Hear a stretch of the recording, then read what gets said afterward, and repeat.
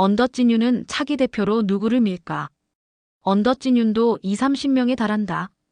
지난 대선 당시 국민의힘에서 민주당으로 당적을 옮긴 김상욱 의원이 대선 직후인 6월 5일 이렇게 언급했습니다.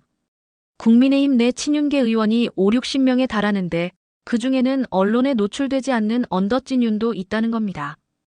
이들 언더찐윤이 나머지 친윤계 의원들 뿐만 아니라 윤석열 전 대통령조차 도구로 활용했다는 분석을 내놨습니다.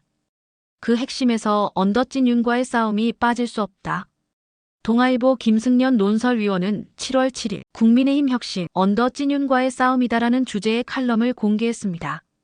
김 의원은 똘똘 뭉친 무명의 국회의원, 결사체를 주도했던 이들을 안철수 혁신위원장이 청산해야 한다고 지적했습니다. 김승연 위원은 이들의 청산 방식으로 책임자 이선 후퇴, 3년 뒤 총선 불출마 의원직 사퇴 등을 제안하기도 했습니다. 안철수 혁신위원장이 아주 폭탄 선언을 해야 된다. 조갑제닷컴 조갑제 대표도 7월 7일 김승연 논설위원 칼럼을 거론하며 안 위원장의 언더찐윤 청산을 요구했습니다. 조갑제 대표는 언더찐윤이 대부분 대구 경북 출신 같다면서 인적 청산 없는 개혁은 말짱 도루묵이라고도 지적했습니다. 조 대표는 인적 청산 방식으로 차기 총선 불출마 또는 공천 배제는 물론 3선 이상 험지 출마를 제안했습니다. 혁신의 문을 열기도 전에 거대한 벽에 부닥쳤다. 안철수 혁신위원장은 김승연 논설위원과 조갑제 대표의 지적이 나온 7월 7일 오전 비대위에서 정식 임명되었습니다. 하지만 바로 그날 혁신위원장을 전격 사퇴하면서 9월 전당대회 당대표 출마를 공식 선언했습니다. 권영세 권성동의 사퇴 요구도 거부당하고 혁신위원 2명 추천도 거부당한 것이 배경으로 알려집니다. 혁신에너지를 자신의 정치적 연료로 사용하는 것은 잘못이다.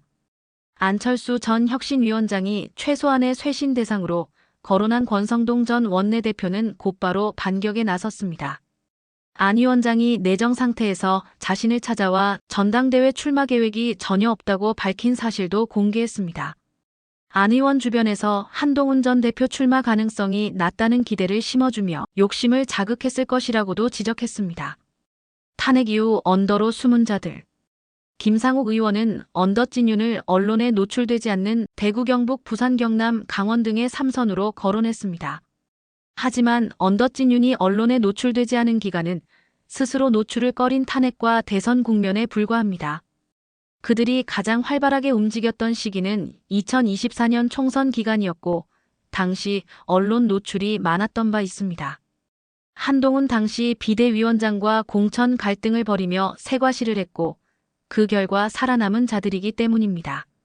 언더찐윤의 최종 픽은 좀비로도 불리는 이들. 언더찐윤은 송원석 원내대표도 탄생시켰지만 차기 당대표도 탄생시킬 전망입니다.